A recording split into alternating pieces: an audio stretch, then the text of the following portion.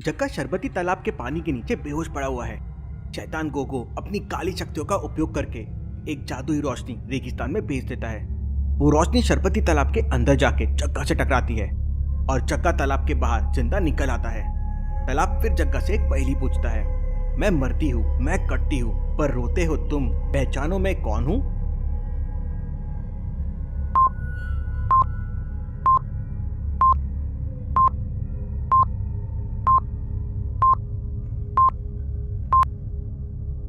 जग्गा इस बार उस पहेली का जवाब दे देता है, प्याज, अनियन। तो तालाब जग्गा को पानी पीने देता है। जग्गा को होश में देख गोगो कहता है, मेरा नाम है पहेली मास्टर गोगो, खेलता हूँ मैं पहेलियों से खो खो। उधर अथर्व और रिया रेगिस्तान में जकड़न पकड़न झाड़ियों से निकल रहे थे। तभी कटीली झाड़ियों ने उन लोगों को पकड़ लिया और उन झाड़ियों ने उनसे कहा, अगर चाहते हो निकल हमारी चुंगल से तो देना होगा हमारी पहेली का जवाब। और झाड़ियों ने उनसे पहेली पूछी, मैं हरी, मेरे बच्चे काले, मुझे छोड़, मेरे बच्चे खा ले। क्या है इसका जवाब लॉजिकल आदमी? क्या आप दे सकते हैं?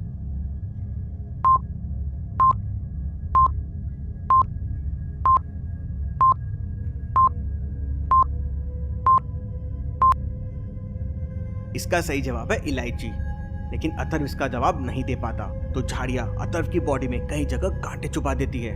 ये देख रिया कहती है, उसे मत मारो, मैं तुम्हारी पहेली का जवाब दूंगी। और वो झाड़ियां फिर रिया से एक पहेली पूछती है, 3 अक्षर का मेरा नाम, उल्टा सीधा एक समान। तो क्या आप बता सकते हैं लॉजिकल आर्मी इसका जवाब क्या होगा? सोचिए सोचिए।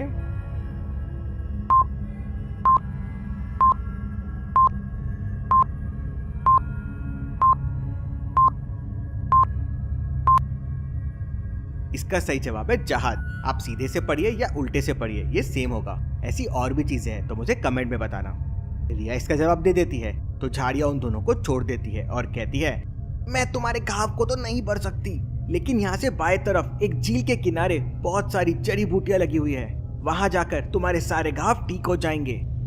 अथर्व और रिया उस झील के किनारे पहुंच जाते हैं जहाँ पर बहुत सारी रंग बिरंगी जड़ी बूटियां लगी हुई थी। अथर्व को समझ नहीं आता कि इनमें से कौन सी जड़ी बूटी उसके काम की है। तभी वो झील कहती है, एक ऐसी जड़ी बूटी ढूंढो जो हरी है और पीली भी है, ब्राउन भी है लेकिन लाल नहीं है, उसमें 3 लीव्स है और 4 फ्लावर्स है। सोचिए लॉजिकल आर्मी और मुझे बताइए ABCD में से कौन सी जड़ी बूटी चाहिए अथर्व और रिया को। आपका आंसर मुझे कमेंट करके बताएं।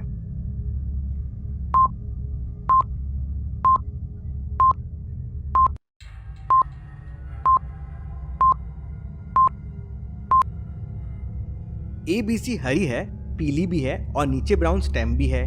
D में नहीं है, मतलब वो बाहर हो गई। B में 3 लीव्स है, C में 5 लीव्स है, मतलब C भी नहीं है। A में 4 फ्लावर है और B में 3 फ्लावर्स है, तो A असली जड़ी बूटी है। रिया जड़ी बूटी लेती है और अथर्व के हाथ में रखती है। हाथ में रखते ही अथर्व के सारे घाव भर जाते हैं। दोनों फिर रेगिस्तान में आगे बढ़ते हैं, जहाँ दोनों एक गुफा के सामने आ जाते हैं। गुफा कहती है, एक सवाल का जवाब दो और बदले में अपने सवाल का जवाब पाओ। अगर है मन में विश्वास तो जल्दी से अंदर आओ। अथर्व और रिया दोनों गुफा के अंदर चले जाते हैं, जहां उन्हें दीवार पर एक सवाल मिलता है, ऑकलैंड, बीजिंग, कैनबरा। अगला क्या होगा? ऑप्शन है मुंबई, डेनमार्क और दिल्ली। सोचे लॉजिकल आर्मी और मुझे आपका आंसर कमेंट करके बताएं।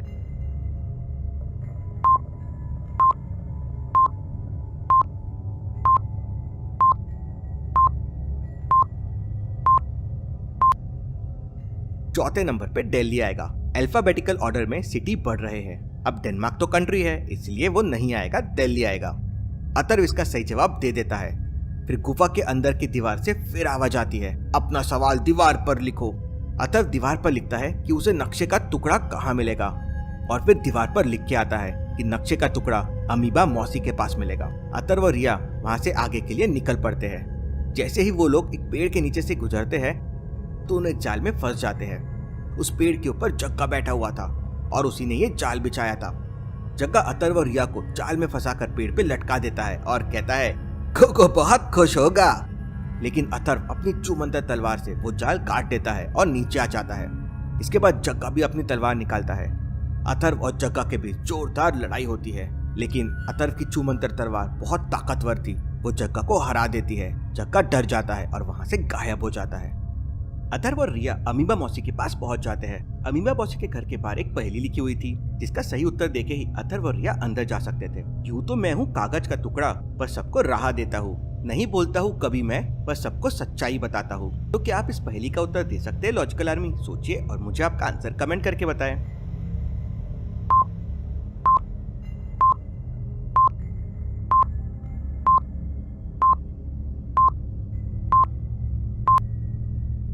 इस पहेली का उत्तर है नक्शा, मैप। अथर्व इसका सही जवाब दे देता है और वो दोनों घर के अंदर चले जाते हैं। घर के अंदर उन्हें अमीबा मौसी दिखाई देती है, लेकिन अथर्व समझ जाता है कि वह अमीबा मौसी नहीं बल्कि हूबहू उनकी शक्ल का कोई जादू है। कैसे? अथर्व को कैसे पता चलता है कि ये अमीबा मौसी नहीं है? सोचिए लॉजिकल आर्मी।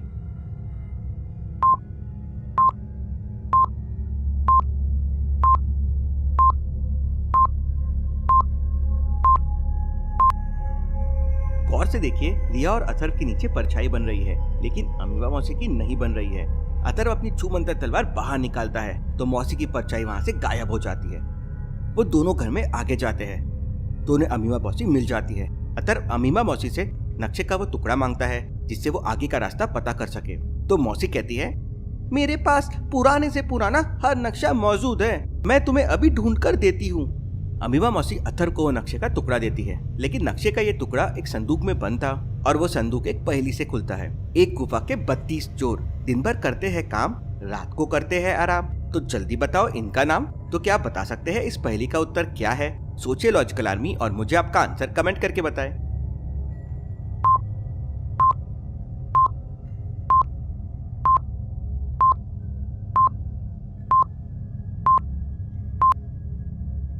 इस पहेली का उत्तर है दांत। हमारे 32 तीत होते हैं जो दिन भर काम करते हैं और रात को आराम करते हैं। अथर्व इसका सही जवाब दे देता है और नक्शा प्राप्त कर लेता है। अथर्व और रिया उस नक्शे के अनुसार चलते हुए रेगिस्तान के उस पार भूल भुलैया वाली दुनिया के किनारे पहुंच जाते हैं। अथर्व रिया से कहता है, नक्शे में यहीं तक रास्ता था, अब हमें नक्शे के अगले टुकड़े के लिए इस भूल भुलैया की दुनिया में जाना होगा। वो दोनों उस भूल भुलैया की दुनिया में प्रवेश कर जाते हैं। उधर गोगो ये सब देख परेशान हो जाता है। वो जग्गा और धमाका सिंह को आवाज लगाता है तो दोनों वहाँ पे प्रकट हो जाते हैं। गोगो कहता है, जाओ उस भूल भुलैया की दुनिया में जाकर उन दोनों को खत्म कर दो। मेरा नाम है पहेली मास्टर गोगो, खेलता हूँ मैं पहेलियों से खो-खो। जग्गा और धमाका सिंह कालीन की मदद से भूल भुलैया वाली दुनिया में पहुंच जाते हैं। उधर अथर्व और रिया को आगे जाने के लिए 2 रास्ते दिखाई देते हैं। वह लोग पहले रास्ते पर जाते हैं, लेकिन थोड़ी देर में घूमकर वापस उसी जगह पे पहुंच जाते हैं। इस बार वो दूसरा रास्ते पर जाते हैं, लेकिन फिर से घूमकर वापस उसी जगह पर आ जाते हैं। अब तीसरी बार अथर्व दोनों रास्तों को ध्यान से देखता है और समझ जाता है कि कौन सा रास्ता सही है, ए या बी। तो सोचिए लॉजिकल आर्मी और मुझे बताइए इस बार उन्हें कौन सा रास्ता लेना चाहिए? पिछली दोनों बार तो अलग अलग रास्ता लेने पे भी वो घूम के वापस वहीं आ गए।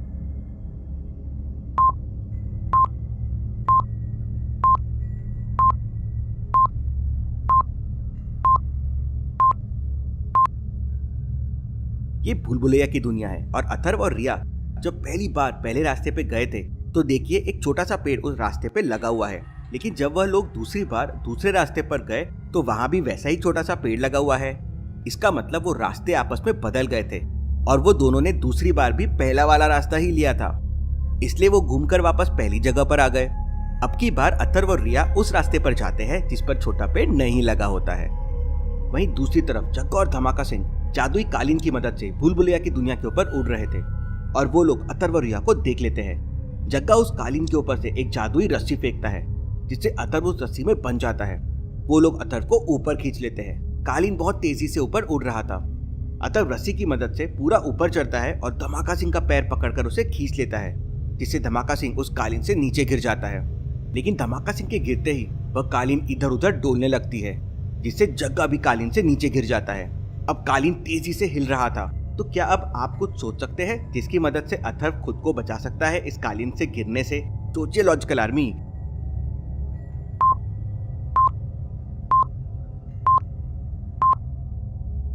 एक आइडिया तो यह है कि छूमंतर तलवार से वो गायब हो सकता है, लेकिन बस वो 2 बार ही ये कर सकता है। तो क्या उसे ये करना चाहिए? सोचिए सोचिए।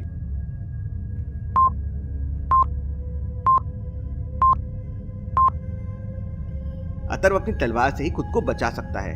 वो अपनी तलवार उस कालीन में गाड़ देता है और उसे पकड़कर मजबूती से बैठ जाता है और आगे जैसे ही कालीन एक तालाब के ऊपर से गुजरती है, अथर्व अपनी तलवार निकालता है और तालाब में कूद जाता है। तालाब के अंदर एक बहुत बड़ा सांप था। वो अथर्व को अपनी पूंछ में लपेट लेता है। अब रिया कहीं दूर है। अथर्व यहाँ तालाब में फंस गया है और जग्गा और धमाका सिंह दोनों को ढूंढ रहे हैं। अब क्या होगा आगे देखते हैं अगले वीडियो में। Thank you.